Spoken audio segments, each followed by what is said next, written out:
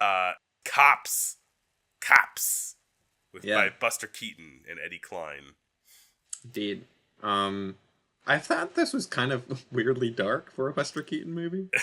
At Yeah. least the ending of it, anyway. Yes, it ends with him getting caught by the cops, and then there is a tombstone that says Buster Keaton. Presumably beaten to death. And it's got his signature hat on the tombstone. Yeah, they left his pork pie on the tombstone. Yeah. I mean, I've seen some kind of supposition that because this was being filmed around the trial of Roscoe Arbuckle, that it could have influenced the darkness of this one. It's still funny. I mean, maybe. Yeah. I also read that that might be entirely true. I feel like there's not a lot in the text of this movie that necessarily reflects that. Like, there's no direct evidence for sure. The idea of someone comedically running away from a bunch of cops is kind of the oldest trick in the book.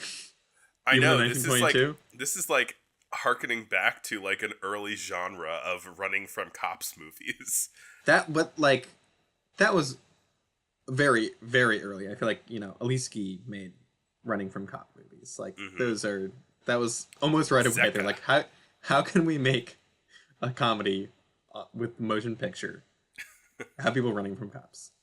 This short also opens with a shot that I really like, where it has this like subversion in the style of the beginning of the Charlie Chaplin movie The Immigrant, where it looks like Buster Keaton is in jail, but he is just talking to a lady on the other side of a gate in a park. Yeah. But just that, like, playing with what's in the frame and like that kind of thing is I don't know, I feel like in 1912, like 10 years before this, I feel like that wouldn't have even necessarily occurred to people as much. And that's a big thing with Buster Keaton too, of like playing with the framing of things and like perspective and figuring out how to like frame something in the funniest possible way. Yeah, I mean, like, if we were to compare it to the similar thing in The Immigrant, where, at the beginning of the movie, you see him, like hunched over the edge of a boat, and it looks like he's seasick, but it turns out that he's fishing. It's a similar joke where it's, like, a reveal of, like, something less severe than it looks. Yeah. But this one, as you're noting, is telling the joke with the camera rather than just with the motion or the action. It's like that joke wouldn't work in any other medium. Right. I guess it could work in a comic book, but like in terms of like you couldn't do it on the stage, there's a couple other sort of like, I mean, there's a very famous stunt in this one of Buster Keaton grabbing onto a moving car and like getting yanked off screen by it. Which I guess he just did, for real. I wouldn't be surprised. I saw that. I've seen that clip before, but like I saw it and I just like my mouth dropped. I was like, oh. Yeah. I was shocked at just Buster Keaton's recklessness. Yeah, it looks like a cartoon. Like it doesn't. Yeah.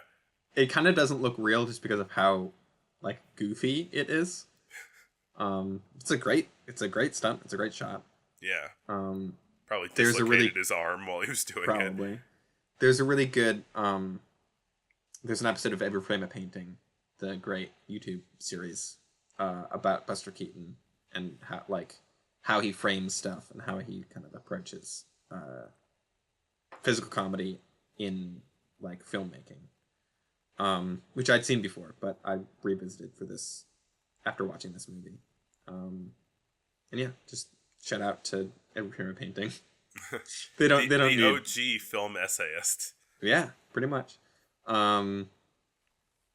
This movie is basically just Buster Keaton sort of inadvertently or sort of accidentally ends up throwing a bomb into a crowd during a police parade. And so then he has an entire parade of police after him, and they're just kind of chasing him around.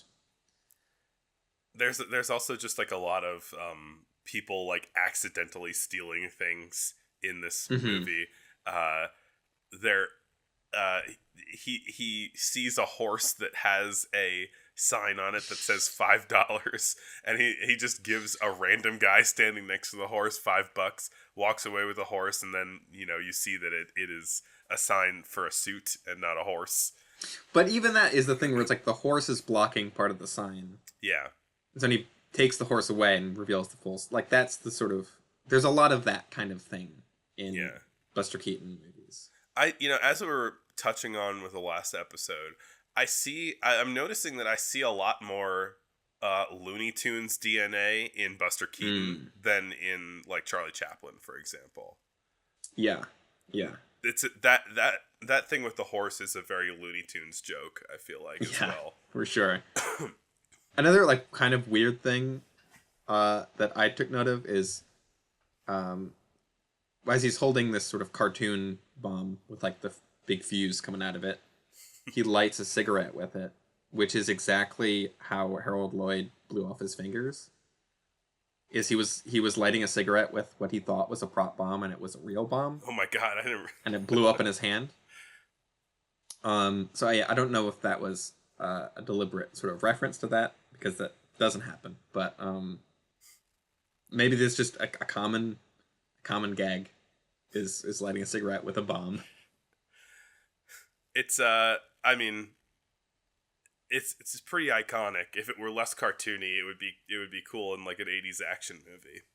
Yeah. In an 80s action movie, it would be like, I feel like a bundle of dynamite or something like that. It wouldn't be a like, round fuse, like, a Looney Tunes thing. One other thing that I see, I don't know if the origin of this image is from this movie or not, but and part of the movie, Buster Keaton is driving like a big carriage, and he's trying to, like, do, like, turn signals with his hand, and he gets this kind of, like, extending, like, clothes rack thing, those, like, kind of scissor arms that you squeeze together and they extend really far, and then he puts a boxing glove on the end of it.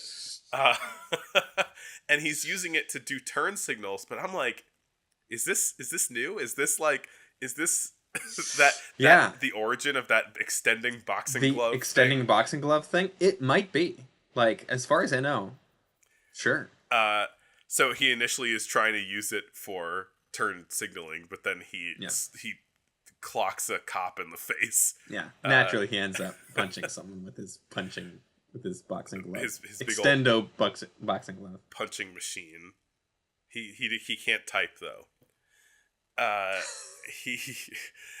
Do you have any... Oh yeah, I have one more note on this movie, which is when he's on this horse-drawn carriage, there's a point where the horse kind of starts getting tired and losing its vitality, and so he takes it into a goat gland clinic, which, if any of you have... I actually haven't seen this, but I just know this documentary, but I know the story of John R. Brinkley, legendary huckster. There's a documentary called Nuts that's about him, where he surgically implanted goat testicles in many, many men to to revive their vitality. Wikipedia lists him as, like, his occupation as charlatan. But yeah, I guess it's a reference to that guy, because, like, he brings the horse into this clinic, and then the horse has got all of this extra energy. Oh, damn. I see. I completely missed that gag. So. Yeah, and then he sees the horse and he's like, oh, it looks pretty good, and then he goes in himself to get implanted with goat balls. Do you have anything else on Cops? I don't think so. I mean, it's like, I think it's a good example of the types of gags that Buster Keaton is doing, of, like, some really wild stunt stuff, and also, like, really creative use of framing and, like, just, like, visual storytelling stuff. Bad boys, bad boys. But it also is like not. I don't know. Like 1 week was a lot better, I thought, Yeah. in terms of like its whole setup and its sort of. I feel like Buster Keaton is still, at least with the shorts, is still very much in the mode of just like very the loosest possible setup of plot, and then just sort of like as many gags as he can wring out of it. That's true. It's definitely like Chaplin's trying to start like elevating it a little bit. Yeah. You know? And This is elevated slapstick.